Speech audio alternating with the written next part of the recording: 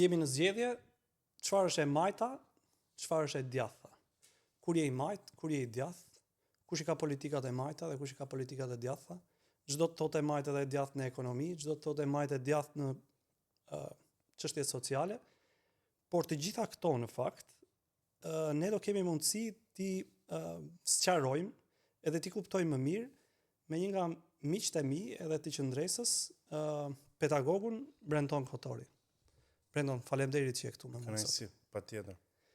Brendon, ne bashk, kush e di sa herë kemi debatuar në Tryeza për shumë, si thua, çështje që të cilat janë ose filozofike ose të skemave të politikës, po gjithsesi ne për qytetarët unë kam shtypjen që vlen ta nisim kështu. Çfarë është një i majt dhe një i djathtë, Brendon? Pra, do flas unë, pastaj do debatojmë besoj. Patjetër. Nëse unë kam për të debatuar, se nëse bie dakord kam përshtypjen që do kaloj te pyetja e radhës. Unë kam idenë se po e nisim akoma me preliminaret. Kam idenë që me sa të njoh, ndoshta të ka kalitur dhe përveç karakterit edhe puna që ke bërë gjatë gjithë këtyre viteve me aktivizmin, që nuk i merr asnjëherë gjërat e gatshme pa i dyshuar. Prandaj them që do debatojmë. Pak Descartes. Po mirë, po. Shiko Brenda. Ç'është e majta, me çfarë do fillojmë? Po, do ta fillojmë me ç'është e majta dhe ç'është e djatha, po para se të më japësh përgjigjen, unë në titull kam vendosur e vërteta, e majta dhe e djatha. Si qëndron e vërteta në raport me të majtën dhe të djathtën. Në një nga shkrimet e tua ti e nis me e vërteta do të na çliroj. Dhe nuk e ke thënë ti, po e ke cituar që e ka thënë Jezusi. E gjejmë do të vërtetën te e majta ose te e djatha, edhe më pasaj na çliron apo jo? Përgjigje e gjatë apo e shkurtër? Të gjatë. E di që s'ke kohë të flasë shkurt, kështu që më mirë të gjatë. Shiko, e vërteta. Në radh parë, e vërteta. Si e shpjegoj unë në lëndën e komunikimit kur ja jap studentëve të mi dhe si e besoj realisht se mund të kuptosh si do i gjesh të vërtetën, ç'është e vërteta kështu më radh. Për t'i dhënë dhe pak përmbledhje e ritëm. Në epokën e dikurshme, se thonë njerëzit e fillove nga epoka e gurit, po do e fillosh nga epoka e gurit. Kur je studiues kështu e nis. Do e fillosh. Në epokën antike të Greqisë lashtë, unë po e përmbledh. Po. E vërteta ishte konfuze. Pse? Thoshte Protagora që njeriu është masa e të gjitha gjërave. Thoshte Platoni që vim nga bota e ideve, përplasemi në tokë, gjysma këtej, gjysma andej. Thoshin stoikët, thoshin grekët e lashtë në përgjithësi, secili kishte atë teorinë e vet ç'është e vërteta, si ta zbulojmë vërtetën, ç'është njeriu, ç'është bota, ç'është universi. Thyhet kjo epokë me ardhjen e fesë krishterë, me ardhjen e Jezu Krishtit, i cili thot e vërteta jam unë, rruga e vërteta dhe jeta. Çfarë do të thonë? Nuk kam më një të vërtet le të themi të shumë fisht, ku secili e përpiqet ta gjejë vet, por ka një të vërtet. Ajo është transcendentale, zbret nga Zoti. E vërteta është një për të gjithë, nuk kanë secilit vetën. E vërteta është e padiskutueshme. E vërteta është dhuratë për ty, pra se zbret nga lart dhe po i dhurohet njerëzve. Siç thoshte Prometeu që ja vodha zjarrin zotave dhe po ju asjell njerëzve. Thyhet dhe kjo epokë me çfarë? Me zbulimet e mëdha gjeografike. Me revolucionin francez, pra vjen epoka moderne. Epoka moderne thot, mos besoni më juve që e vërtetë ajo vjen nga kisha, ose nga xhamia. Mos besoni, sepse kisha na ka gënyer. Ne nuk e dim ekziston as ekziston Zoti, ne nuk e dim pse jemi krijuar, ne nuk e dim dhe kemi një kthim te materialistët. Te helenizmi, po, njeriu në qendër, prap, jo Zoti siç kishte ndodhur për deri atëherë, pra flasim për 1395-ën zbulimet e mëdha gjeografike, e pastaj 1789-ën revolucioni francez, pra e gjithë kjo është thyerje, rënja e regjimit vjetër, rënja e status quo vjetër. Pra për të mos u bërë i mërzitshëm. E vërteta në epokën moderne, ndryshe nga ajo tradicionale, të vërtetën duhet ta gjejmë vetë njerë, se është këtu në tokë, është imanente, nuk është më transcendente. Bën Kanti atë ndarjen. E vërteta nuk është më dhurat nga Zoti, po është trofe. Pra ne turremi të gjithë me vrap dhe kush e arrin të vërtetën, bravo i qoftë. Një gjë që epoka moderne nuk e arriti kurrë. Dhe ka një metodë për ta zbuluar të vërtetën, cili është eksperimenti. E marrim gotën, e përplasim, u thye 1000 herë, atëherë është e vërtetë që gota po u përplas thyhet. Kështu e zbulojmë të vërtetën. Metoda shkencore është eksperimenti. Dhe me anë të eksperimentit, bota në fakt u zhvillua materialisht, jashtëzakonisht shumë, por arriti dhe një kulm ekstrem që ishte nazizmi dhe komunizmi, kur filluan shkencëtarët që të bënin eksperimente që sot ne i quajmë jo vetëm jo etike, por antihumane. Pra njeriu nuk ndalet dot po qëse i jep vetes atributin që të vërtetën unë e arris si trofe dhe do bëj gjithçka për të arritur këtë trofe. Sot dhe këtu lindin dhe ideologjitë politike, filozofitë, pse po s'na e tha Zoti do e zbulojmë vetë ç'është dhe lindin dhe ideologjitë politike për të ardhur te e majta dhe e djathta. Po e mbyll me këtë, sot jetojmë një epokë postmoderne ku e vërteta për secilin është unike. Pra gjithmonë unë jam unik, unë kam mendimin tim, respekto mendimin tim, ti mund të kesh mendimin tënd, po unë kam mendimin tim, dhe nga një vërtet objektive eksperimentale që gjithë e dëshmonim, tani kemi një vërtet subjektive, relative edhe idiosinkratike. Pra vjen nga brenda meje e vërteta. As dhurat, as në botë, në natyrë. Po e kam unë brenda. Pse? Po kështu dua ta jetoj jetën. Janë të gjithë të ndriçuar domethënë. Pretendimi është që janë të gjithë të ndriçuar. Po po kjo hyn atje ku nuk hyn shkenca. Për ato kemi mbaruar punë. Shiko, sot një njeri nuk e pranon të vërtetën shkencore. Edhe ne shpesh herë, po e vën diskutim të paktën. Edhe thot, po le të thot shkenca ashtu për shkak ku diun që dëmton shëndetin, po mua më pëlqen. I keni dëgjuar ju këto sloganet e marketingut që thonë se kështu më pëlqen. Pra, ose jetoje jetën se ajo vjen vetëm një herë, ose shijo momentin nga këto sloganet. Këto janë gjitha postmoderne. Dhe ti e konsideron si një largim ndaj situash asaj që është empirike apo?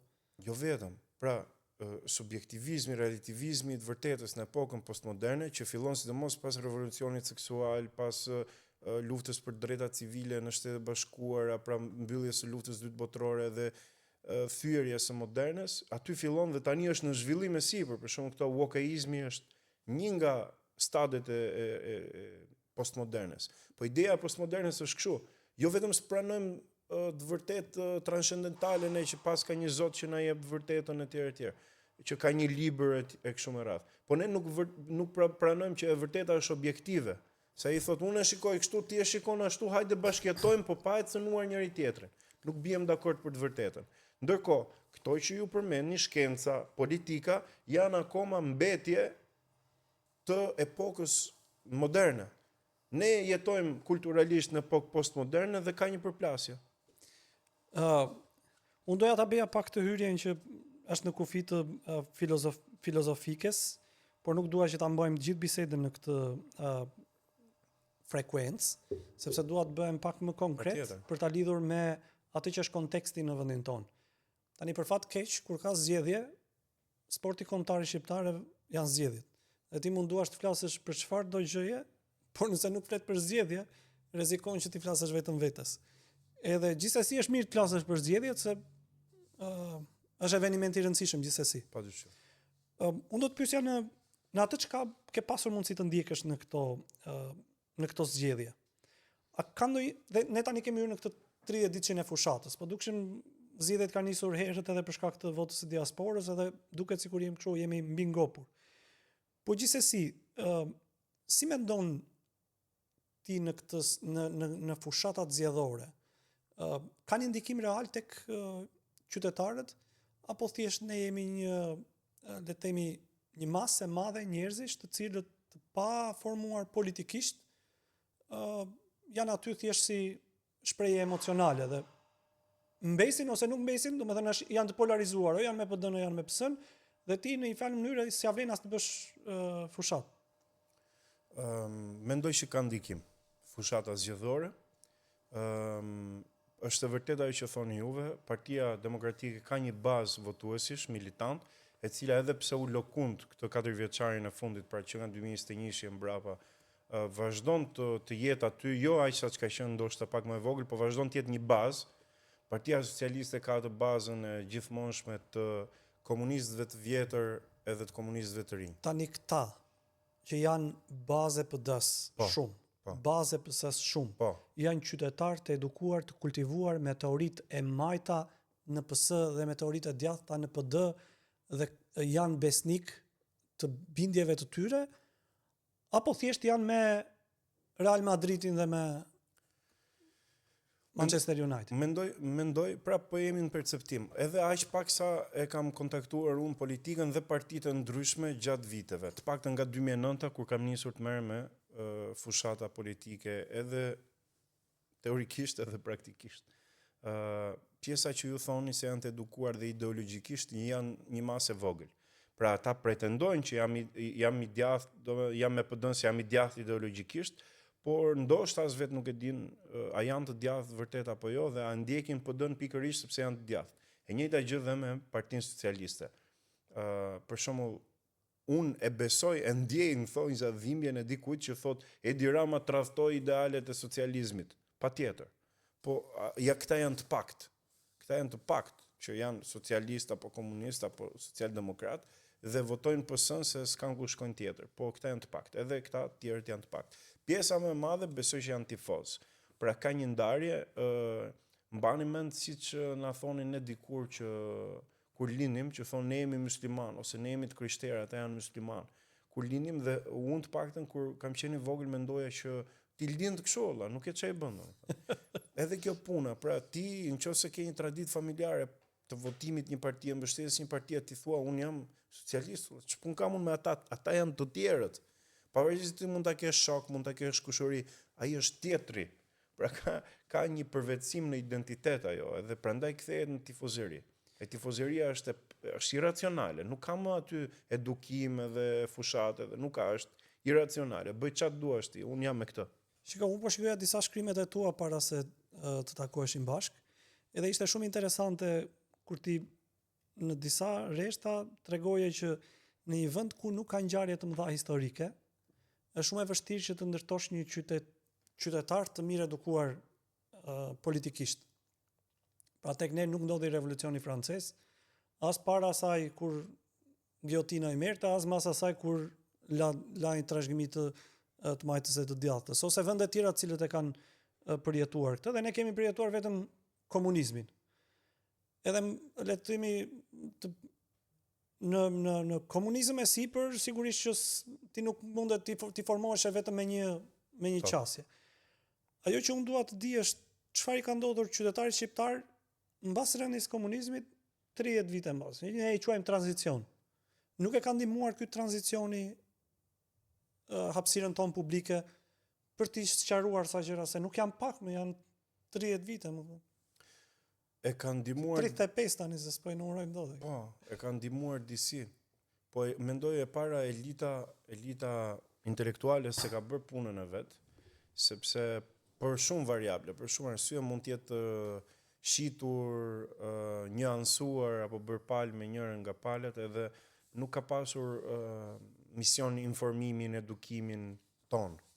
Pra, unë kur kam lindur, apo kur jam rritur, nuk më ka edukuar njëri praktikisht ç'është e majta e djathta kështu në mënyrë metodike, didaktike. Duhet t'i marrësh vetë rrugës, sidomos kur studion pastaj shkenca politike apo në rastin tim marrëdhënie ndërkombëtare. Dhe do i studiosh nga halli, në thonjza për ta kuptuar çfarë është kjo punë. Por elita intelektuale duhet ta kishte bërë këtë. Kush është elita intelektuale? Kë fut, domethënë, si emra? Po si grupime, entitete, domethënë kush është elita? Po praktikisht një njerëz që mund ta quajmë. Jo kush është, jo çdo më thën elita intelektuale, po them kush janë grupimet ose komunitetet që mund ta gjesh. Po e para le të themi ata që kanë qenë opinionbërësit në Shqipëri. Pra ata që kanë qenë analistë në media, politologët, pedagogët e shkencave politike, antarët e Akademisë Shkencave që si kemi parë kur të dalin të edukojnë publikun për ndonjë gjë, vetë po të ketë pasur politikanë të ndërgjegjshëm.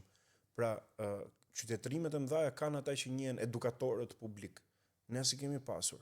Ata që mund ta bënin këtë punë ose ikën fare, ikën në vitet 90, ose po them u bën palë me dikë dhe nuk është se kishin interes të ishin mbi palët kur ti duhet të jesh palë me njërin apo me tjetrin. Mendoj që ka qenë mungesë kjo punë. Dhe ata që u bën pastaj po i quaj jo në kuptimin e keq, zaptuesit e hapësirës publike shqiptare, të opinionbërjes, duke pas parasysh varësinë që ka ky popull nga televizioni, jo vetëm ky popull, po sidomos ky popull nga televizioni, u bë televizioni dhe debatet e mbrëmjes si ushqimi i përditshëm që nuk mund të flinin gjumë pa i dëgjuar, përpara se të dilnin këto reality show, kanë qenë debatet, aty argëtoheshin njerëzit. Po kur thua përpara, ç'a ndodhi me debatin? U larguam nga debati? Nuk e ushqen më debati politik qytetarin shqiptar? Për dy arsye jo. Një, sepse atëherë ishte edhe ngjarje e ditës, debati politik, edhe argëtues. Tani s'është më, pra ka alternativë edhe më të mira argëtuese, ku ti vetëm vëzhgon, nuk ka nevojë ta fusësh vetë trurin punë për të dëgjuar çfarë i tha, si ja tha. Tani vetëm vëzhgon, ja këto të reality show. E dyta, sepse edhe këta vetë nuk kanë më çfarë të thonë të re dhe i kanë lodhur njerëzit me debatin politik. Nuk është më koha kur bëheshin debate edhe pak teknike, edhe pak politike, edhe pak. Tani ka vetëm përplasje kështu, zhurmë. Cila zhurmë mbi zotron. Shiko, unë po të citoj prap diçka nga materialet e tua. Ndër vite. Nëse nuk e ndryshuar, jo. Po do të cilë disa përplasje të tilla me ndër vite. Mbas edhe me ndër muaj. Si mendoj atëre, si mendon tani. Shiko. Arsyeja pse janë publike janë se i qëndroj besnik vetes. Duket sikur gjitha mjetet e tjera, si grupimet, lëvizjet, shoqatat, mediat, shoqëria civile apo organizmat të tjerë metapolitik nuk kanë vlerë reale në ndryshim sjellje, sepse asnjëra prej tyre entiteteve nuk duket se përpiqet për një mision më të madh se vetja. Po mirë, ti ke futur e shoqërinë civile. Se një vjet i Rigel Xhemollarin dhe Miguel Qeraxhiu përpara më ballafaqon me këtë. Çfarë do të thotë kjo? Shiko. Jo, unë e besoj atë po. Doni që t'ju ne kemi vërtet diçka po. Doni që t'ju lavdëroj. Jo, nuk e kisha për këtë. Sepse ajo është automatike, po edhe publike padyshim, por e besoj këtë. Pra, po si kanë dështuar gjitha këto Brendan? Po kanë dështuar sepse asnjëra nga këto ja marrim, domethënë procesi si vendoset një mision më i madh se vetja dhe kur këto grupime mund ta kuptojnë që kanë një mision më të madh se vetja. Se mbase nuk e di, no? Një njeri që ka një mision më të madh se vetja është ai që sakrifikon gjithçka për atë mision dhe nuk e konsideron që po e bën ky misionin, po e zbaton ky misionin apo po aderon tek misioni. Ai thjesht është njësh me misionin që ka.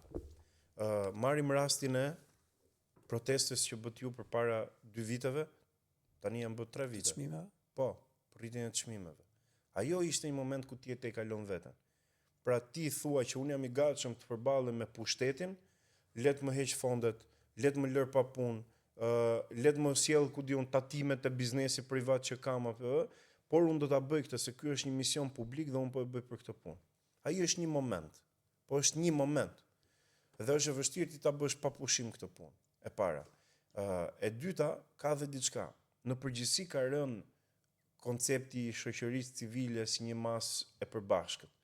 Ka individa apo organizata apo lëvizjet ad hoc që bëjnë punë, po nuk marrin njerëz me vete, pra nuk ngrejnë popullin në kuptimin e përditshëm të fjalës.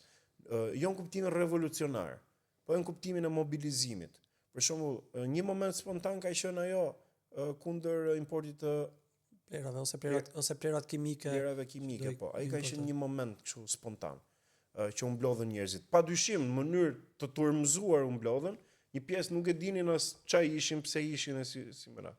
Kjo ishte kjo që ndodhi pastaj me Juve, u ngritën njerëzit në mënyrë më spontane edhe më më të kuptueshme, e dinin të më të ndërgjegjshme, e dinin pse po ngrieshin, sepse i kishte ndodhur, domethënë po i ndodhte për ditë. Pati një moment paniku, u ngritën çmimet e naftës, le të themi u ngritën në marketet e përditshme të lagjeve çmimet shumë u dyfishuan dhe frika ishte njësoj siç na ndodhi me pandeminë që kur do mbaroj, se mirë po na ndodh po e heqim një javë, një muaj, po kur do mbaroj? Edhe aty të ka paniku pastaj. Po ky është një moment kur ti e bën mision, po ti pavarësisht se një organizat mund të ndërtoj qoftë edhe në heshtje, pa PR fare, tulla për të edukuar, për të ndryshuar diçka, nuk ka pasur një moment kur është marrë në supe publiku misioni për ta ndërtuar Shqipërinë. Padyshim kjo është shumë e vështirë ta bësh si shoqatë se si një parti. Apo këtë dua të bëja lidhje. Unë bie shumë dakord me atë, edhe ajo është sfida kryesore dhe unë ndaj të njëjtën qëndrim, pavarësisht modestisht apo jo modestisht kontributit që ne mundohemi në të përditshmën tonë, po këtë nuk e evaluojmë dot ne dhe situata flet për këtë realitet që ju e keni e vendosur. Po nga ana tjetër, partitë politike kanë shumë më të lehtë që këto ndryshim sjelljesh që ju thoni ti ka përcejnë shumë më shpejt. Po. Ajo që ka ndodhur le të themi në këto zgjedhje. Ne jemi në zgjedhje, do marrim një ofertë të re. A keni vënë re ju në hapësirën politike le të themi në këto 4 muaj fushat? Një ndryshim ose ndonjë element i cili në fakt i ka përxen vetveten ndonjëra nga partitë ose ndonjëra nga ose të gjitha partitë, nuk e di tani, kam përshtypjen që mund ta elaborosh ti. Absolutisht jo. Çfarë do të thënë absolutisht jo? Nuk është se shikoj një parti e cila është e gatshme ta marrë popullin për dorë dhe t'i thotë, "Ore, harrojeni të gjitha, jemi bashkë, duhet të bëjmë 1, 2, 3, 4 gjëra." Pavarësisht se mund ta vësh emrin bashkë, apo pavarësisht se mund ta bësh emrin Shqipëria bëhet, nuk e shoh këtë. Do thuash ti, po prit se ka 2 komponentë. Një që ti ta marrësh përsipër misionin dhe 2 që njerëzit të ndjekin. Padyshim. Po të paktën ti bëj këtë të parën. Pra, me këto partitë që kemi ne, të vjetra apo të reja, ideja është këtu.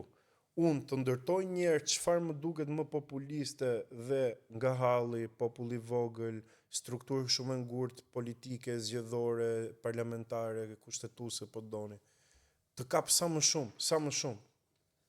Dhe kjo ta vështirëson ty, se ti nuk mund t'jesh ideologjik, nuk mund t'jesh aq parimor sa çdo doje.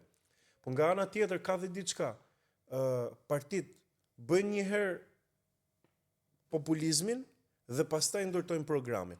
Pra më thoni juve një parti që e kanë nxjerr 1 vit përpara programin ose ku diun 10 vjet përpara thotë, "Ore, ne mund të jemi gjithë jetën 10 veta në këtë parti, ama këto janë parimet tona." Po shikoj, partitë e reja nuk mund ta kenë këtë se janë të reja, pra nëse ajo ka 2 vite që është krijuar ose 1 vit që është krijuar, nuk mundet që përpara krijimit ketë pasur apo mund të ndodhë që përpara krijimit. Akoma, sepse kështu s'duhet ndodh, siç e bëjnë këta. Po duhet ndodh ndryshe. Si? Që ne jemi ca njerëz që besojmë disa gjëra dhe mendojmë që vetëm në mënyrë politike ndryshohet ky vend, e ardhmja, rendi kushtetuese, çfarë duash ti. Po, atëherë për çfarë biem dakord ne? Çfarë na shqetëson realisht neve? Ku aderojmë ne ideologjikisht tek 1, 2, 3, 4, 5 parime. Atëherë ne kjo na bën bashk dhe ne do përpiqemi t'i shpjegojmë njerëzve, jo të bëhen me ne, siç bëjnë këta, se këta duan militant. Por të bindim njerëzit që kjo është alternativa e duhur. Pse? Po ne nuk po ju gënjejmë, ne besojmë realisht këtë. O Brendan, edhe unë besoj që sociologjikisht partitë politike janë një grupim njerëzish që ndajnë qëndrime të njëjta për prosperimin e vendit. Po që është ke të sanksionuar një grupim njerëzish. Dhe unë jam dakord me ty që ndonjëherë nuk plotësojnë as kushtet sociologjike, pra nuk janë ndonjëherë as grupim njerëzish, edhe pa le pasaj mandej të kenë të njëjtën qasje dhe ide për drejtimin e vendit. Po kjo tani ju e thatë që ne jemi në një periudhë kohore ku ndonjëherë sistemet po bien, edhe ndonjëherë përkufizimet nuk janë më të qarta. Dhe mbase pikpyetja është, a shkohet me këtë lloj qasje drejt një fitore? Po shkohet, sepse mund të ndodhi. Ose po ta them kështu. Për çfarë duhet një ideologji, një force politike? Se ju në ato shkrimet tuaja thotë që askush nuk ka ideologji. Po më për çaj duhet pastaj.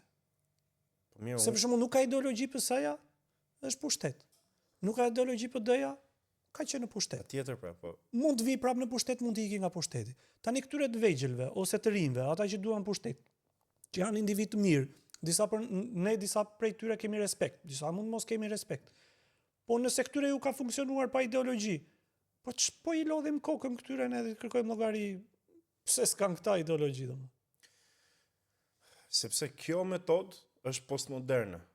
Pra, mos ta bëj prapë, mos kthehemi Pa prapë janë të teoria. kohës. Jo vetëm që janë të kohës, ata janë të zhytur dhe nuk e dinë. Unë të paktën preferoj t'i gjykoj gjërat në mënyrë deduktive. Çfarë do me thënë? Të merrem me parimin dhe nga parimi bëjmë analizën. Marrim këtë, kemi arketipin që është një parti, ose kemi arketipin që është një filxhan. Po. Edhe themi, a i plotson kriteret ky për të quajtur filxhan apo jo? Sepse kemi parimin e. Po ligjor po. Jo në kuptimin vetëm për kufizimit në fjalor, ë? Po e Në qartë kuptimin përmbajtësor. Nëse ky nuk i plotson kriteret, nuk është filxhan. Ai ti mund ta përdorësh si filxhan, por nuk është. Është diçka tjetër. Edhe partia. Por partia mund të vinë pushtet, po nuk është parti, po nuk pati 1, 2, 3, 4 dhe nuk e kam se duhet i qëndrojmë besnik literaturës. Po nuk ka koncept tjetër për partin përveç se atij historik, të zhvillimit historik, nga koha kur janë krijuar partitë deri më sot. Pra partia duhet të ketë në thelb një ideologji. Duhet të ketë në thelb, ndryshe nuk ka parti. Lidhja është kjo. Më lejo të lutem. Se tash më po tani ngacmova unë edhe s'po. Lindim filozofit. Mos ke frikë se po mos keni ideologji, nuk do ketë nevojë për ideologë dhe për shkenca politike apo se ke kështu personale. Po kur mos pas. Puna është ti vëm emrin gjërave. Tham do flasim për të vërtetën. E vërteta historike është kjo. Mbaroi ajo epoka që thamë ne që na vjen, s'kishte parti deri në Po më dhe Toni Blair tha unë jam rrugë e tretë. Dalim dhe aty. Çfarë do t'i thojë Toni Blairi ti? S'ke ideologji. Unë deri në 12 natës sonte kam marr leje. Mund të rrit flasim. Dalim dhe aty. Por dua ta them shumë thjesht, si një timeline. Nuk ishte partinë mes jetë. Pse lindin partitë? Sepse dolën filozofët edhe thanë bota është kështu, është ashtu dhe nga këto filozofi lindën ideologjitë. Tani dy ndarjet e mëdha midis të majtës dhe djathtës, për t'i dhënë dhe përgjigje temës, pyetjes që keni vendosur në temë, lindin rastësisht apo jo në revolucionin francez e majta dhe djathta. Një pjesë me Rousseauin, me Bossuetin, me Voltairin e tjerë që ishin edhe ateist, ishin tek e majta, edhe thoshin që bota ka qenë në shpellë, njeriu ka qenë në shpellë, ka qenë, thoshte Hobbesi, në gjendjen e të gjithëve kundër të gjithëve, unë gjitën në pemë, bën kontratën sociale, ram dakord ne çfarë rregullash duhet ketë një shoqëri, dhe tani hajde zbatojmë këto rregulla që kemi rënë dakord, ose bien prap dakord, ndryshojmë rregullat dhe e majta nga atëherë deri tani e shikon shoqërinë si të ardhur nga bota e egër, nga gjendja e gjithëve, luftës të gjithëve kundër të gjithëve. Dhe bëjmë rregulla siç na përshtaten ne sot. Kur të vinë ata të tjerë nesër le të ndryshojnë ata. Përballë këtyre ishin ata që njihen si konservator.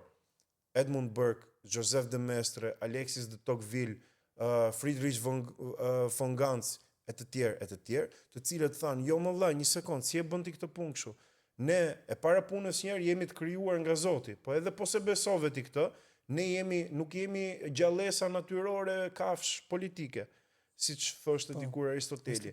Ne jemi njerëz të cilët kanë ndërtuar me anë të parëve të tyre një histori e cila na jep në mënyrë kumulative dije, trashëgimi, kulturë, gjuhë, të gjitha këto, zakone, tradita patjetër, të cilat ne ja u marrim, na i dhurojnë para arsit tan, thot Roger Scruton, dhe ja kemi borxh fëmijëve tan, pasardhësve tan. Pra këtu ndryshon, ka dy bot kuptime. Një thot vjen nga Zoti, duhet të ruajmë traditën, të ndërtojmë mbi traditën dhe ta shohim të ardhmen duke mësuar nga historia dhe duke i qëndruar traditës dhe parimeve të përbashkëta. Një anë tjetër thot ne vim nga shpella dhe këta janë të majtët dhe ne nuk i kemi borxh asgjë askujt, Ne jetojmë tani, i bëjmë rregullat tani, po s'na pëlqejnë rregullat, i ndryshojmë, po si ndryshuam kthehemi te lufta tek të gjithë kundra të gjithëve. Është ndryshim bot kuptimor kjo. Po ai që voton po dën apo po sën, nuk merret me këtë punë. Nuk e di nëse koncentrimi që i bëre ishte i qëndrueshëm apo jo. Po unë mendoj që është e vërtet, historikisht kjo është le themi rrugtimi.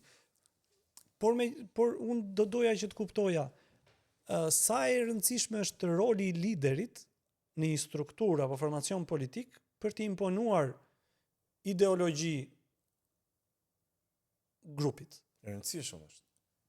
Një lider i mirë ose përjashtohet dhe luftohet nga brenda, ose e ndryshon menjëherë gjithë pjesën tjetër të partisë, ose e bën avash. Tani, në liderët politikë që ti ke parë në këto vend, dhe ti je ndjekës i mirë i politikës në vendin tonë, a ke pasur ndjesinë që drejtuesit politikë ose liderët e këtij vendi kanë pasur njohje të mira të teorive politike ose Mendoj se po. Për shembull, Berisha mendoj është njeri i lexuar. Fatkeqësisht gjërat që di nuk kam parë ti elaborojë dhe ti vërë në zbatim. Ndarjen midis majtës dhe djathës, për shembull. Rama mendoj që është njeri që i njeh shumë mirë këto. Dhe të dy i keq përdorin. Edhe të tjerët, padyshim. Pra nuk kam parë ndonjë rol edukator i publik. Mund të jenë sporadik, mund të jenë pak, po i them gjithë. Tani këta nuk bëhen ndjekës të ideologjive të tyre sepse e kuptojnë që ideologjit nuk janë gjithë përfshirëse? Po? Apo nuk i besojnë, thjesht janë lexues të tyre. Se është tjetër gjë ti jesh një njohësi, është tjetër gjë të besosh tek disa parime. Fakti që ti e sakrifikon ideologjinë e partisë tënde apo tëndën personale për hir të bërit gjithë përfshirës, në kuptimin populist, të për hir të votave, tregon që ti si beson ato. Pra ti je pragmatist. Pragmatisti thotë unë nuk besoj asgjë përveç asaj që më bën dobi. Dobi në kuptimin leverdis votave. Gjithë janë pragmatistë. Po mirë, forcat e mëdhaja kanë një qasje më sakrifikuese ndaj ideologjisë sepse ka nevojë të jenë gjithë përfshirëse për të fituar pushtetin. Po ky fenomen si qëndron tek partitë e reja dhe të vogla. Po ja shiko Shqipëria bëhet. E nxorën programin tani. Po shiko këtë që nxorën programin tani. Pra u bën një parti, pastaj u bën me program. Dhe tani me siguri mbasje do bëhen dhe me ideologji. Pra është e përmbysur. Çfarë ideologji e kanë? Marrim Arlind Qorin dhe Lëvizjen Bashkë. Arlind Qori ka pas ideologjinë padyshim. Po e ka sot. Pra, nëse lexojmë çfarë thoshte Arlind Qori në 2011-ën, çfarë thoshte në 2013-ën, 15-ën, 19-ën kështu me radhë, është bërë gjithmonë më populist. Është i detyruar padyshim se do marrë vota, përndryshe do ngelet me ato 1000 votat e ndjekësve të vet që ka. Duhet marrë vota, do zgjerojë vota. Shumë se e dyshoj. 17.000 në zgjedhjet e fundit. Votues. Po. Ajo nuk është tregues i mbështetjes së Arlind Qori. Sepse ka disa variabla. E para ishte një rrotë e tretë, thot anglezi, e cila u fut dhe mori një vot proteste jo ideologjike. Dhe ka iluzionin se me ato do shkojë dhe në zgjedhjet e përgjithshme.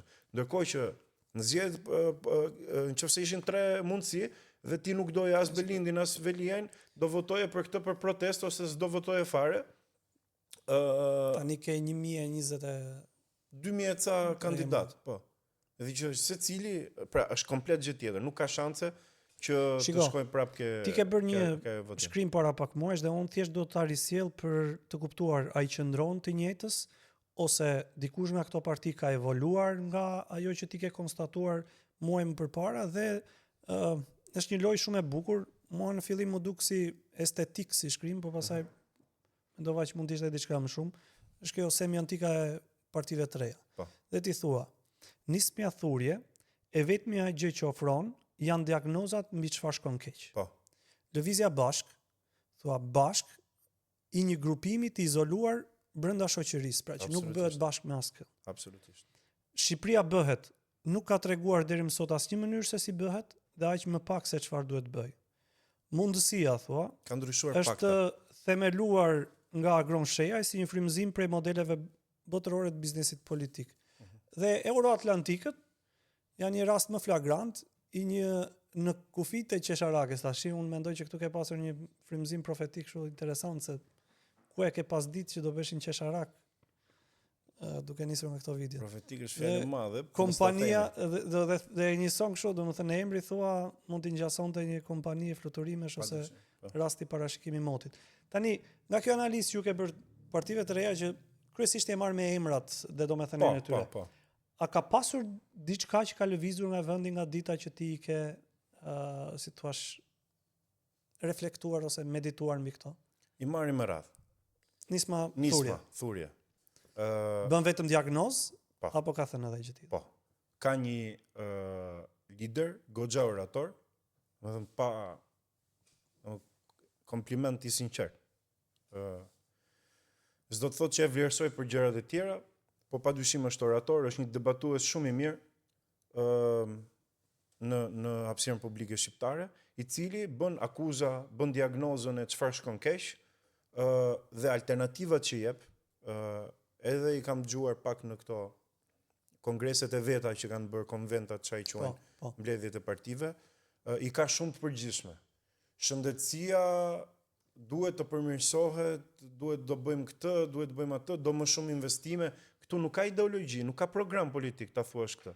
Këtë mund ta thotë çdo gjimnazist. S'ka lëviz nga vendi domethënë. Kanë mbelur te diagnoza mbi çfarë shkon keq. Po nuk është keq kjo me ta shpjegu diçka. Mirë, dakord, po është 1/5 e punës të thuash që kjo gjëja nuk shkon. Ke dal për të marrë, jo për të treguar thotë. Bashk kanë dalë nga izolimi? Jo. Një shans që kishin ishte që të bashkoheshin në koalicion me partitë e tjera. Ajo që u përfol disa muaj në Shqipëri. Po mbase janë bashkë me njerëzit, jo me partitë. Po me kë njerëz. Me kë njerëz. Qytetarë që shiko, lëvizja bashk kanë një lider si Arlind Qorri, i cili pa e fshehur është marksist, mund ta quajmë post-marksist, neo-marksist, çfarë do lloj marksist të duam, ai është marksist. I cili ka rekrutuar dhe janë me emra ata. Nga i studentët e vet, disa i thtar që i ka sot, që s'ka asgjë të keqe deri këtu, po them pse është e izoluar, po ja panoramën. Pra, ka nisur nga ai, ka ca miq, ka disa aktivist që i ka pasur i student, janë bashkuar dhe të tjerë se ka marksist në përbotën, ka dhe në Shqipëri. Po prap janë të izoluar. Pyetja ime është, se nuk i ndjek nëse rezulton ai votuar, e ka çarë izolimin?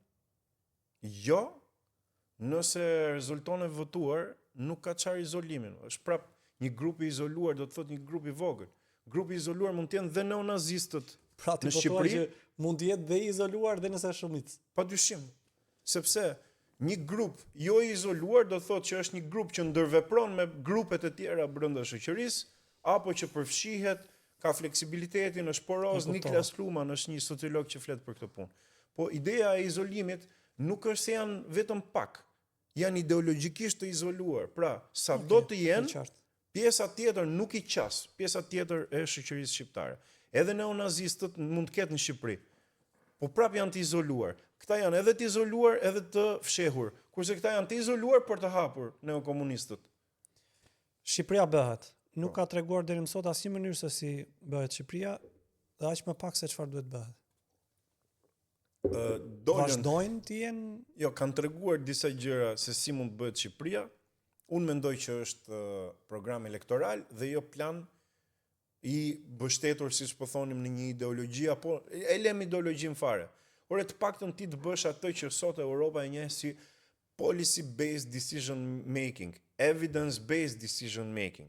Pra ti të mbledhësh të bësh një analizë shkencore në kuptimin e shkencave sociale, të marrësh statistikat, thuash që shiko, Shqipëria me këto popullsi që ka, me këtë ekonomi që ka, me këtë shëndetësi që ka, me këto komponent që ka, me këto burime natyrore, me turizmin, me këtë, me atë, mund të bëj brenda opsioneve që ka 1, 2, 3, 4, 5. Tani nga këto 5, 3 janë të majta, po duhet i bëj, se janë politika bazë. Po nuk e bën kështu, e bën ndryshe, e bën duke marrë një gjë që shkon keq, që këtu çdo gjë shkon keq në Shqipëri, duke dhënë alternativën si e mendojnë ata, që bravo i qoftë, kanë punuar për atë punë, po prap nuk e shoh si diçka të lidhur organike. E shoh si diçka të copëzuar, pra një përgjigje për çdo gjë, thjesht për ta pasur në programin elektoral. Dhe unë dyshoj se kjo parti nëse humbet, pra nëse nuk humbet flas, nëse nuk futet dot në parlament, kjo mund të vazhdojë si parti. Pse? Nëse nuk futen dot në parlament, e shikoj të vështirë që të vazhdojnë. E shikoj të vështirë. Individët që janë aty kanë prej vitesh në hapësirën publike duke artikuluar, kështu që kam përshtypjen gjëja më e thjeshtë është të qëndrojnë aty se. Dakor. Gjithsesi kjo një njeri që mund të jetë i papunë, jo në kuptimin e lëvizjes Shqipëria bëhet, po njeri që është i papunë, mund të rri dhe 2 vjet papunë, mund të rri dhe 1 vit, mund të rri dhe 10 vjet. Tani dhe këta mund të rrinë në një parti siç kanë ndenjur këta të vjetrit 35 vjet pa bërë asgjë, po ideja është a ka sens një parti e cila nuk fiton asnjëherë? Po e vazhdojmë. Po kaloj tek Partia Mundësia. Vazhdon të jetë një mirror i një biznesmeni që në modelet europiane ose botërore kërkon të marrë pushtet? Po. Ka parë diçka më shumë në këto muaj? Jo, fare. Agron Shea mendoj që është një person që nuk bën për politikan. Kjo mund të jetë gjë e mirë. Nuk bën për politikan, mund të jetë biznesmen i suksesshëm, siç e ka treguar fakti që ka një biznes të suksesshëm apo shumë, ndoshta nuk ja di bizneset.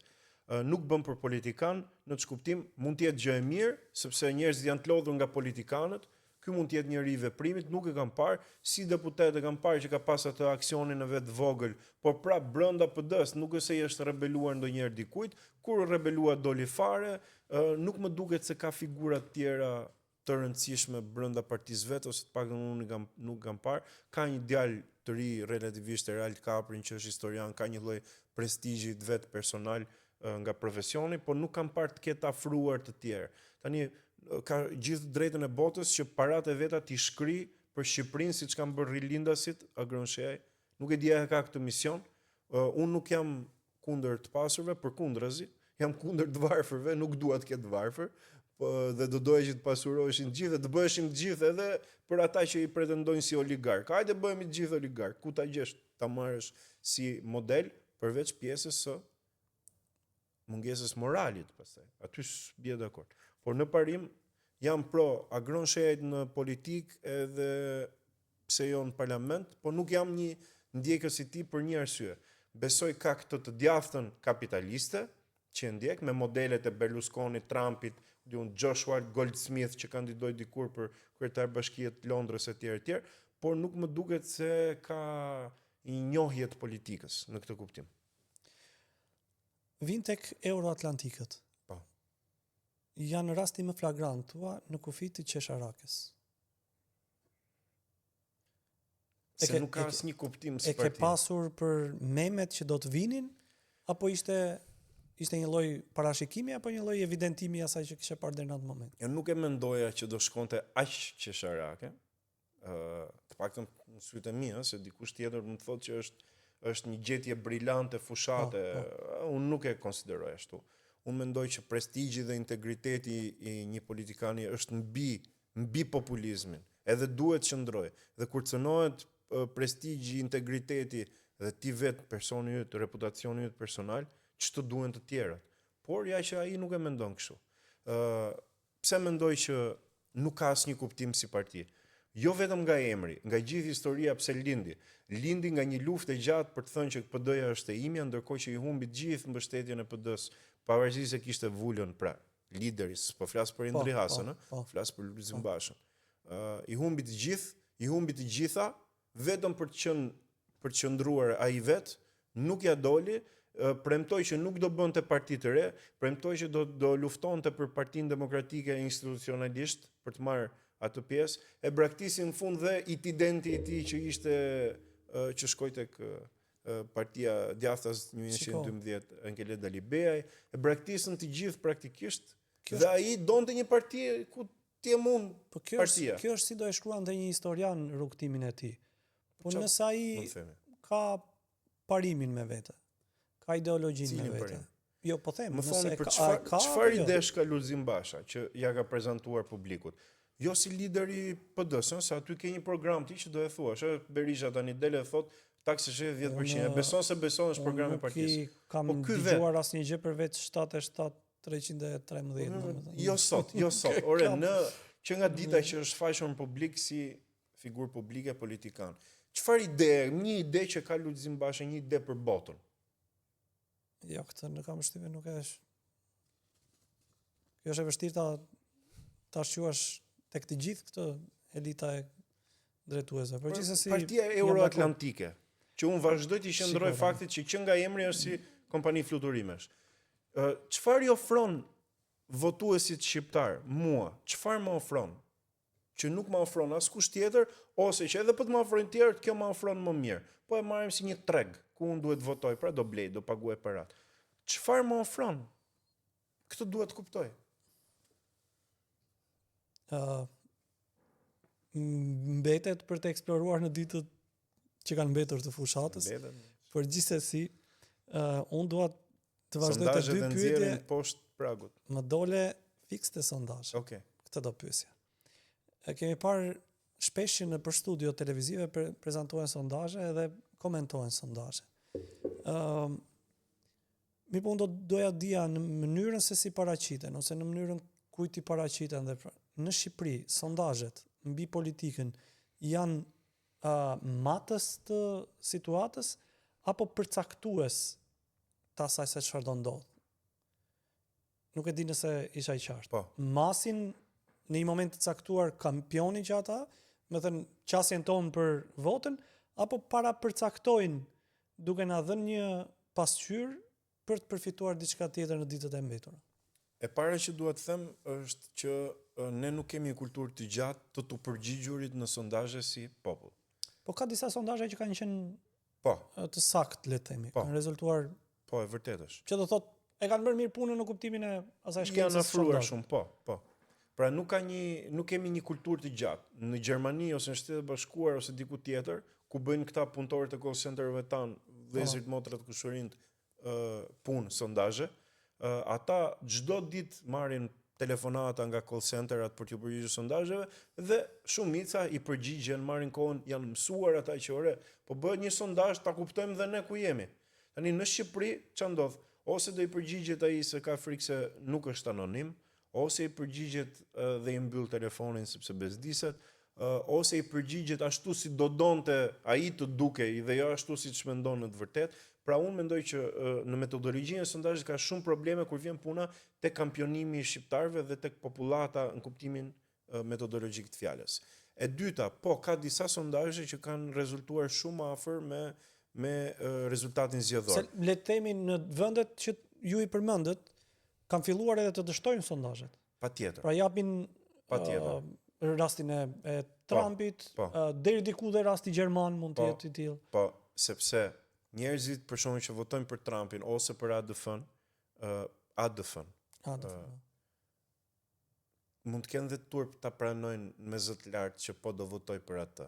Edhe kështu ka ndodhur. Ky të paktën ka qenë një nga faktorët që janë analizuar nga politologët atje. Që ai nuk e deklaron, sepse beson që sondazhet manipulohen, sondazhet janë për mind control etj. I flet një audiencë të konspiracionalizuar. Po, fiks. Në Shqipëri mund të ketë të tillë. Por unë besoj që tani këto sondazhet që kemi tani, të paktën që kanë dalë në 3 media të rëndësishme në Shqipëri, janë shumë afër të vërtetës, pavarësisht se mua më duken shumë optimiste rezultatet për partitë e vogla. Do doja që partitë e vogla, pavarësisht problemeve që unë mendoj se kanë, të merrnin më shumë pesh, sepse unë kur kam lindur kam parë Sali Berishën në televizor, edhe nuk dua ta shoh. Unë kur kam qenë 7 vjeç kam parë Edi Ramën në televizor dhe nuk dua ta shoh. Dhe nuk dua, domethënë të merr si t'ia shpjegoj fëmijëve të mi që unë i mbajta këta, nuk i rrëzova dot dhe tani do i shihni dhe juve në televizor. Të njëjtën e kemi dy kam përshtypjen. Po është e tmerrshme, po hajde po e gëlltisim se s'kemi ç'a të bëjmë tjetër nga e keqja. Por mendoj që sondazhet janë afër. Ti preke dy momente, ose një që s'ma preke dhe një që e preke. Ndikimin. Deri në 12 jam. A ndikojnë, nuk do të mbajtësh në 12. se na tremen edhe shikues. A ndikojnë sondazhet? A ka një qëllim ose një prapavi ndikuese? Po, është e vogël. Është e vogël. Është e vogël. Pse ndikojnë? Më thënë kjo frika e madhe që ne ndonjëherë paniku, kështu që sondazhet para përcaktojnë. Po, është e vogël. Ndikon, po është e vogël. Pse ndikon? Sepse psikologjikisht një votues, sidomos ditën e fundit, bën një zgjedhje taktike. Çfarë do të thënë? Ai që është me opozitën, në çdo vend botës, jo vetëm në Shqipëri, është njerëzore. Ai që është me opozitën thotë, shiko, në opozit janë dhe këta të vegjëlit, po shanset e vërteta i ka ky i madhi i opozitës. Hajde se po ja jap këtij vetëm të heq Edi Ramën nga pushteti. Edhe në fund fare edhe ai që mund ta ketë menduar të votoj për 1, 2, 3 parti opozitare, thotë, më mirë po ja Berishës duke mbyllur hundët votën, vetëm për të rrëzuar Ramën. Por është votim taktik. E shpjegon një autor amerikan, Danny Oppenheimer. Tani, e njëjtën gjë bën edhe ai socialisti. Tani Oppenheimer se kemi këtu me bë debat, po do ta bëjmë bashkë. Mos ndodh kjo në rastin kur qytetari vendon për të ndëshkuar. Dhe ai bëhet më taktik kur do të ndëshkojë dikë. Po. Dhe e çon votën tek mundësia më e madhe për të mundur atë që ai ka. Po. Dhe problemi qëndron tek le të themi alternative munguar ose një alternativë frymëzyese që ti ta çosh drejt kutive të votimit për të votuar dikë që do ta sjellësh në pushtet. Jo dikë që do të zbresësh nga pushteti. Mund duash të votosh Dashamir Shenjën, se thuash burrin ndershëm me gjithë ato. Po vajte për Dashamirin, mund ta votosh, po vajte për të rrëzuar Ramën, ti thua që rrugës nuk voton këtë, sepse është votë djegur e humbur, po votoj Berishën pavarësisht të gjithave, po vetëm të heqim Edi Ramën. Pra kështu është si funksionon psikologjia. Por thash është e vogël, pjesa e votimit taktik, sidomos ditën e fundit. Edhe ai i Ramës, ai mund thotë, "Ore, Rama na mërzit dhe që unë i majt jam, po jo unë nuk jam me Ramën", dhe në vend që të votojë Erlin Qorrin ta quajë votë djegur, thotë, "Jo, se ja na vjen Berisha në pushtet na tmerroj", edhe voton prap Edi Ramën. Edhe sigur mos ta doje. E vërtet është. Përmende pak më parë që të voglat, ose le të themi për herë të parë, të voglat janë shumë konsistente edhe në sondazhe. Pra përgjithsisht të voglat hynin në lojë ditët e fundit, muajt e fundit, por edhe luhateshin. Ajo që kemi vënë re me partitë e vogla le të themi është që ato të cilat kanë qenë të para, le të themi Thuria, Shqipëria bëhet bashk, kanë mbajtur një kuotë konstante prej fillimit të realizimit të sondazheve, ndërkohë që jo vetëm që nuk ka rënë me afrimin e ditës, por shohim që me afrimin e ditëve shtohen edhe disa të vogla të tjera, siç mund të jenë Euroatlantikët, edhe PSD-ja e këtij. Është historinë vetëm. Zotit Socialdemokratëve doshin. Mendojnë që ky është një konsistent që jep një lloj sigurie partive të vogla, domethënë mundet që të lexohet që partitë e vogla të kenë një shans në këto zgjedhje, historikisht nuk ka qenë e tillë. Po historikisht ka pasur vetëm 1 ose 2, të cilat nuk e kanë ruajtur dot, le të themi. Kanë një potencial në këto zgjedhje? Për mua fakti që u krijuan gjithë këto parti të vogla, se dhe ata nuk janë në kuptimin jo ofendues të fjalës, nuk janë budallënj që u futën detit në këmbë, këta që kanë partitë e vogla, që i kanë themeluar. Pan që ka një hapësirë në treg, në kuptimin e tregut politik, por edhe pan që kishte një mbështetje nga qytetarët ndryshëm që ore na lodhën këta të vjetrit, duam diçka tjetër. Kështu që në këtë kuptim unë besoj që ata e kanë një bazë reale ku po e bëjnë fushatën dhe ku pretendojnë të marrin votat. Por nuk mendoj se kanë një shans real për të krijuar për shembull ndonjë nga partitë e vogla një grup parlamentar. Po të krijonte atë do ishte fitoria më e madhe që mund të ketë arritur një parti e vogël. Përveç asaj që ka bërë LSI-ja, po ku themi që i ka pasur, si më thënë, i ka pas gati deputetët, figurat, ja mori PS-s, ishte fraksioni PS-s, kurse këta e filluan vetë. Dhe e dyta, mendoj që, sidomos ditën e votimeve, gara bëhet aq e madhe me patronazhiste, me të fort lagje, me këto. Se ju keni bë vëzhgues, po dhe unë kam bë që në 2009 vëzhgues zgjedhësh. Qa nuk ka? Me mbi 100 mënyra se si mund të tjetërsohet vota, po kjo është debat në vete, që mund të janë minimizuar, po si është qeveria bën ligjet, populli gjen shtigjet ata prap. Dhe bëhet një luftë aq e madhe dhe sidomos në kurriz të partive të vogla që u humb vota, nuk u numërohet, u tjetërsohet e kështu me radhë. Po është muhabet shumë i gjatë ai. Unë mendoj që nëse se shqiptarët votojnë partitë e vogla, ka një shpresë të vogël që këto të rriten të jeni kontribut demokratik në parlament, se opozit do bëjnë ata.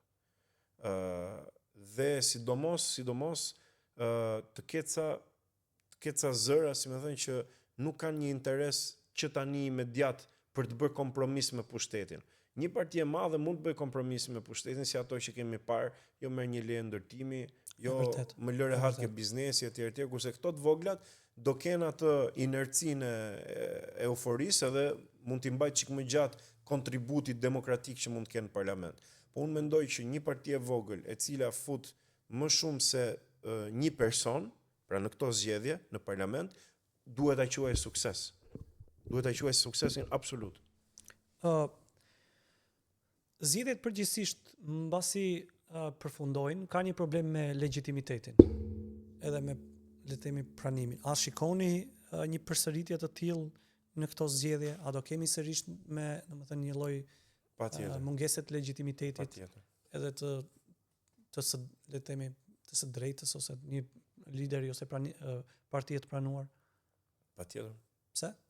Po kush është ai politikan që ju e mendoni sot, se po e kthej pyetjen nga ju, i cili pranon të quhet dështak edhe të etiketohet si dështak? Sepse ne kishim në Kosovë rastin neve që mbaruan zgjedhjet, ndërkohë që gjithë mediat po thonin ka pa qartësira, ka dyshime, ka kështu, doli kryetari i opozitës dhe tha mos ia fusni kot, ne humbëm, do lexojmë rezultatin, urime fituesit, do merremi me partinë, të shikojmë në të ardhmen një rezultat më të mirë. Shumë dakord. Dhe aktorëve që hidhnin dyshime dhe si thua kontribonin për të delegitimuar fituesin, doli kryetari i opozitës dhe i vuri vulën, i tha s'ka delegjitimim, këto janë votat. Tani ma krahaso këtë me dikë që del këndon himnin dhe thot betejë sapo ka filluar ditën që humbet. Si ti krahason?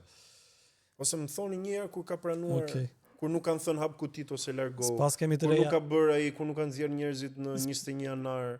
Pas kemi të reja nga politika ata. Po ç'të reja do kesh kur ti ke po të njëjtët njerëz? Si mund të ketë të reja?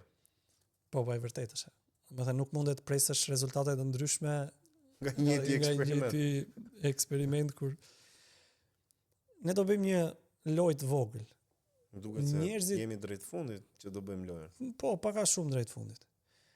Njerëzit e kanë shumë të vështirë që të kuptojnë janë majtas apo djathas, duke gërmuar në për teoritë politikës edhe duke dashur ose të dëgjojnë ty me gjithë këto fjalë të reja që kishe mbi filozofinë edhe shkencën e të majtës dhe të djathtas për ta kuptuar ku janë tani. Tani ndonjëherë kam, domethënë, mendoj që i ram shkurt po. Shkurt i ram. Po do t'i bëjmë akoma më shkurt tani për të treguar një rrugë të shpejtë të qytetarëve për të kuptuar janë të majt apo janë të djathtë. E unë do ta bëj me ca sjellje të përditshmes të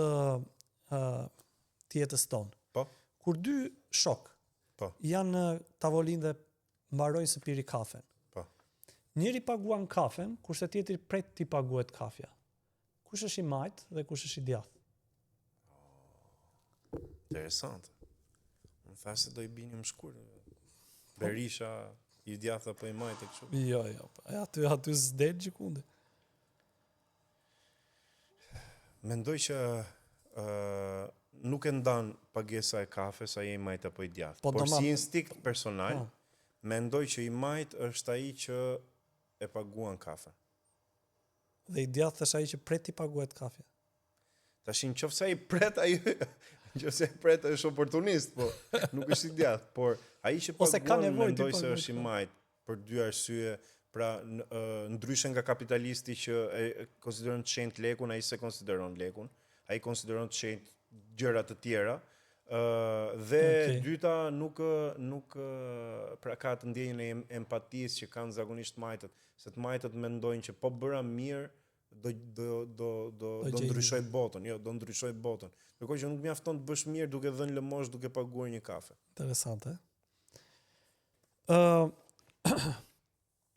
një i majt. Interesante kjo. Dikush që shkon në punë herët, ose domethënë dikush që shkon në punë në 8 të mëngjesit, është ose në krahasim me atë që vjen vonë në punë. Kush është i majti dhe kush është i djathti? Tani Kam ndonjë problem me ekranin?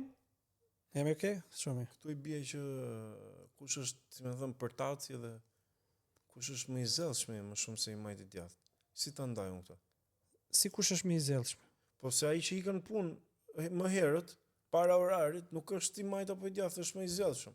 Ky që ikën me vonesë, s'është puna i majt apo i djathtë, ky është më përtac. Si ta ndaj? Vetëm ta konfirmoj, jemi në ekran me jemi. Okej, shumë mirë se kisha hall se pra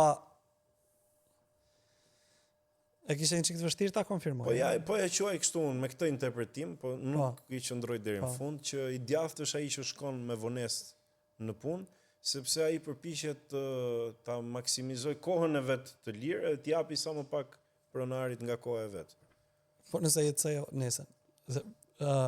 Po nëse jo kryetar partie. Atëre, nëse vetëm pak ta gjej në materialet e mia, nëse ti je në rrugë dhe një lypsi i jep lek, në krahasim me shokun tënd që nuk i jep lek, kush është i majti dhe kush është i djathti? Ai që e jep lekët lypsit apo ai që ja kursen lekët lypsit?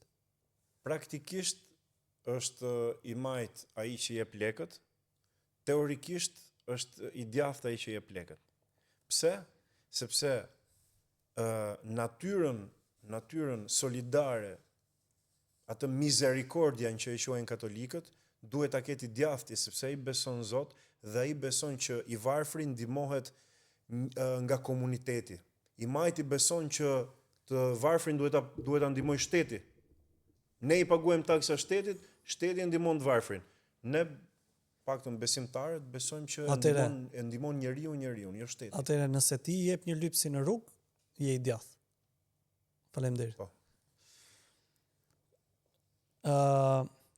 Nëse ke një radhë të gjatë përpara dhe ti vendos të respektosh radhën. Po. Je i djathtë? Po. Sepse të djathtët i qëndrojnë institucioneve, rregullave, parimeve, të majtët duan revolucion, hile edhe përmbysje të rendit. Mos ka marrë njeriu e gabuar për të diskutuar për të majtën e djathtën, se kur përmendej hile, mu duke si deklarat nga ana tjetër nga kulla e të djathtës për t'u qasur të majtës. Mundet keni marrë persone gabuar, i bëjmë një delete kësaj videos edhe ne u kënaqëm. Jo, ne jemi shumë mirë. Nuk del video. Ne jemi shumë mirë, jemi on top. Shiko tani, kam një të dhënë tjetër. Nëse ti je llafazan, po, je njëri që flet shumë, po, je i majt apo je i djathtë? Përgjigjja e shkurtër, je i majt. Pse? Po, se unë mendoj që veset më të mëdha kanë të majtët. Po s'është vesë, mbase ti je njëri që ke nevojë të argumentosh më shumë mbi tezën ose teorinë që ke. Atëherë po e them ndryshe. Roger Scruton thot këtë. Filozof britanik thuajse bashkëkor, se tani është ndar nga jeta, i të djathtës, thot këtë. Ata që merren me shoqëri civile, tani gjejeni veten ose jo, që merren me aktivizma, me vullnetarizma, që futen në këshilla bashkiake etj, merren me burokraci, ata vinë nga e majta dhe futen në politikë nga e majta. Ata që janë profesionistë, që ndërtojnë njerë veten e tyre dhe punojnë si jurist, punojnë në një kompani, arrin një sukses si menaxher kështu me radhë dhe futen si profesionist në politikë, ata vinë nga e djathta kryesisht. Tani ai që flet shumë dhe merret me aktivizëm dhe me komunitet dhe me kështu, ai futet, ai shkon majtas. Nuk ka vend djathtas për atë. Nuk ka vend djathtas. Po sepse i djathti jo vetëm që e le andej, po dhe ja mbyll derën, e kupton? Po sepse e kupton ça, do të tani po e kuptoj që edhe unë pavarësisht se fundamentalizmi jot për të qenë i djathtë që nga një nivel. Unë mendoj vetëm djathtë, po dhe unë me shoqëri civile jam marr fatkeqësisht në kuptimin politik, në kuptimin politik të fjalës. Pra nuk e kam shpenzuar kohën për të rregulluar punët e mia edhe për të bëjnë profesionist më i mirë se ç'jam, po jam marr me aktivizëm, sepse mendoja që bota ndryshoi ashtu. Tani se mendoj më. Mendoj që bota ndryshon në radh parë duke zgjidhur secili hallet e veta, i zgjidhur me hallet e tjerëve. Nuk e kuptoj pse vazhdojmë të duhemi kaq shumë me njëri tjetrin. Çka ka ngjar? Nëse ti vendos që të bësh dasmën, ashtu siç dasmat bëhen. Po. Je një i majt apo je i djathtë? Je një i djathtë para Burkean. Sepse Edmund Burke thot që atëherë kur zakonet bëhen të vështira për ta vështirësojnë jetën, siç bëhen sot dasmat 15.000 euro, atëherë duhen sakrifikuar zakonet për hir të ruajtjes traditës. Edhe ç'a ndodh? Njerëzit për shkak se nuk kanë para të bëjnë fëmijë, të rrisin fëmijët, nuk kanë para të bëjnë dasëm 15.000 euro, nuk martohen fare. Rrin bashkëjetojnë, zihen dhe prishet dhe martesa. Dhe Edmund Burke thot, ore, lëre zakonin, sakrifikoja nëse ai të cënon traditën. Pra tradita dhe zakonet. Zakoni është aplikimi i traditës. Nëse aplikimi ty të prish punë, atëherë sakrifiko aplikimin, bëj një aplikim tjetër dhe mbaj traditën, ruaj traditën. Atëherë të ndryshojmë që të ruajmë. Atëherë që një i djathtë që nuk ka lek të bëj dasmë. Po. Çfarë duhet të bëj që të qëndroj djathtë? Nuk duhet të bëj dasëm, por të martohet gjithsesi. Okay. Martohet në kish, në xhami, në bashki, me familjet, edhe është në rregull. Pse ka dhe nga ata që për hir të të qenit i djathtë dhe nuk bën dasëm, nuk martohet? Po se kanë frikë se mos harxojnë para edhe e shtyjnë edhe ikin pastaj ndahen fare. Mirë, interesante. Ose martohen, po s'bëjnë fëmijë se kanë frikë thonë do shumë lek fëmia. Shiko, kjo ishte një rubrikë për t'ia bërë njerëzve pak më të lehtë për të kuptuar se ku qëndrojnë në të majtën dhe në të djathtën. Dhe prapë sipas meje se han debat. Dhe këtë doja të sqaroja.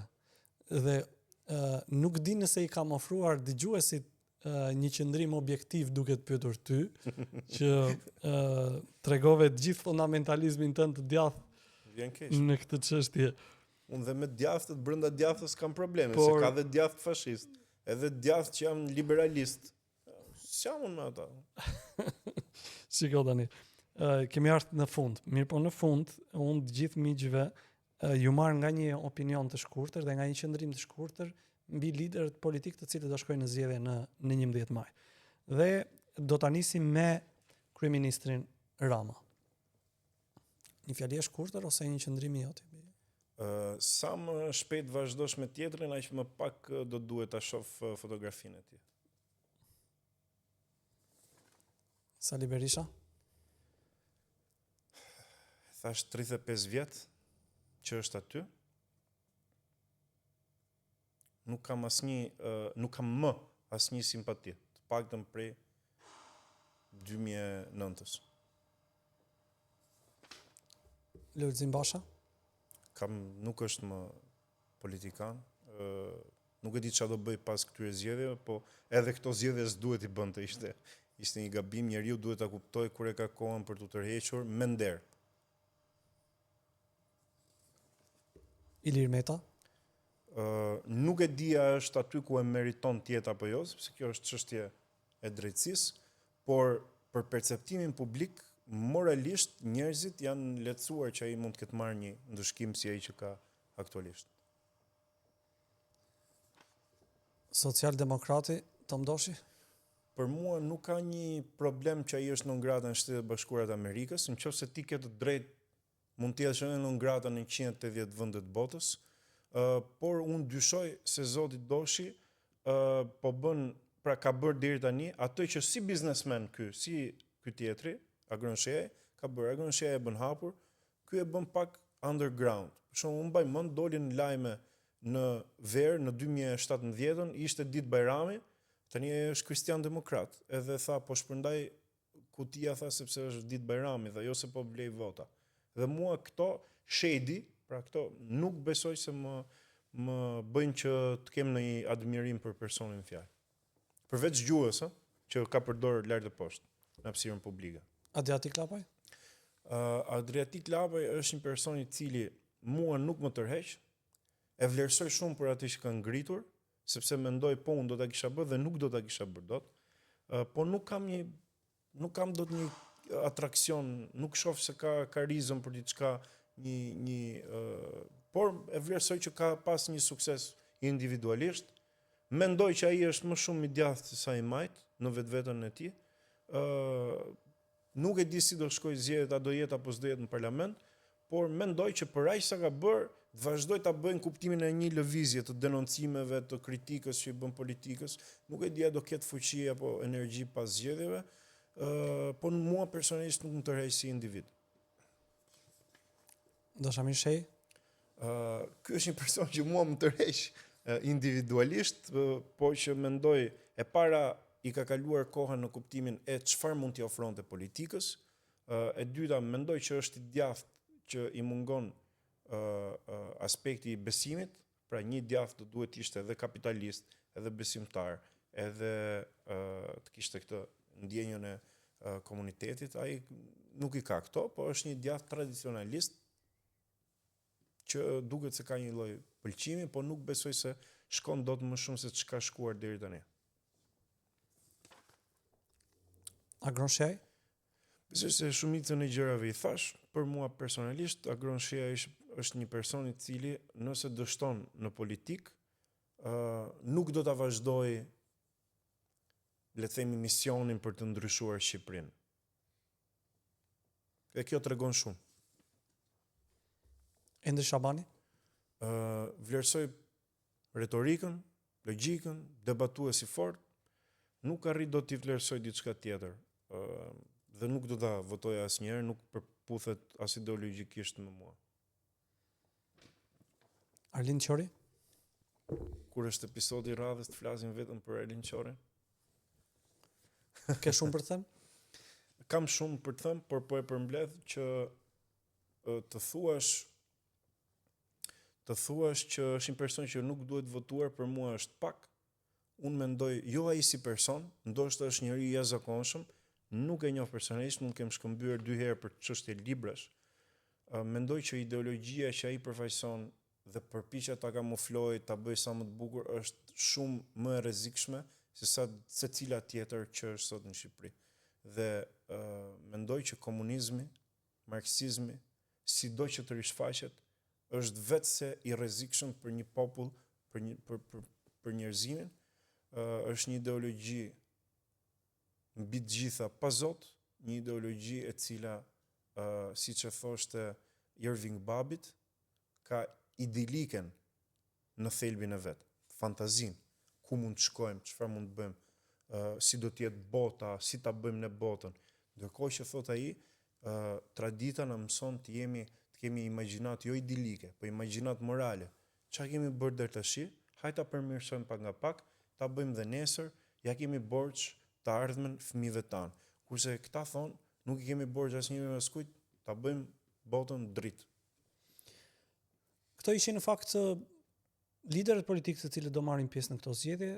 Ju do votoni në këto zgjedhje brenda? Do ju zgënjej. Prandaj pa të pyes. Do ju zgënjej sepse deri më tani vendimi im është që të mos votoj. Nuk është se po i jap një rëndësi të vetes, por mendoj që bojkoti do jetë vota ime, nuk do doja të kisha gisht në cilin do që do vim pushtet. Si ka mundësi? Nuk e jap për mesazh, mos më merrni si model askush. Jo, se kam për mesazh dhe model. Unë vetë nuk e bëj dot. Shiko. Të ngjyej gishtin në një nga nga këto. Domethënë ti e njoh ose dhe ndjekës i politikës.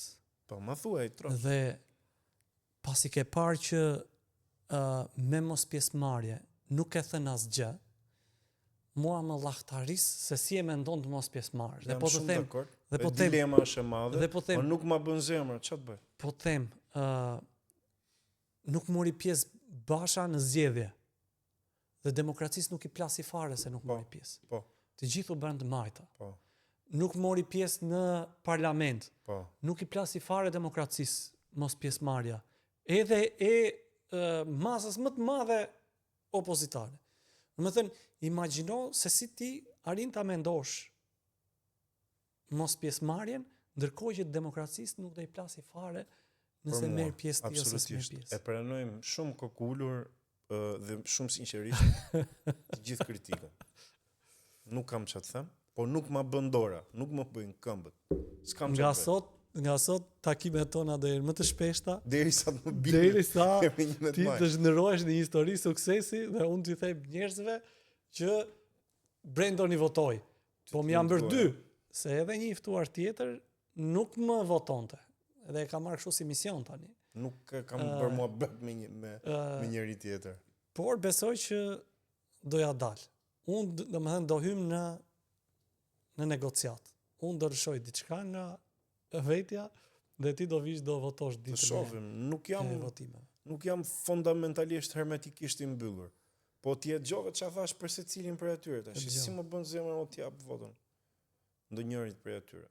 Ka aty brenda kam parë te listat e kandidatëve, edhe miq të mi. Po nuk kam çfarë të bëj, nuk më bën dorë. E kusur. Po. Është arrogancë të mos e gjesh njërin prej tyre. E gjejmë, po kam probleme të tjera. Po e ke gjetur, do kam 5 që doja ti votoja, po nuk i votoj dot. 5 do flasim për ata 5. Për zotëri. Unë për shkak mund të betohem jetë mot që po futet në politikë unë do të votoj. Po vjen dita që ti futesh gabim në sytë e mi, si të votoj? Shikon ata 5.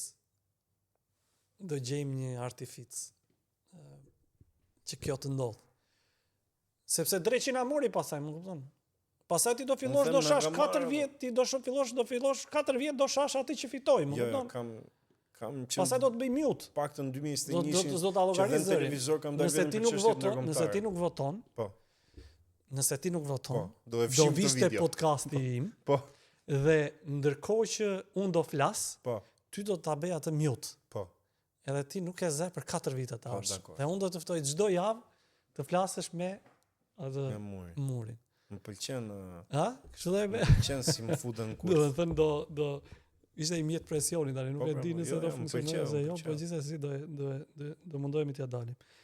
Mirat e Brendo. Shumë faleminderit që ishe në këtë komunikim së bashku. Shumë faleminderit juve sepse më dhat një hapësirë që u ndjeva unë personazh, edhe u ndjeva kështu.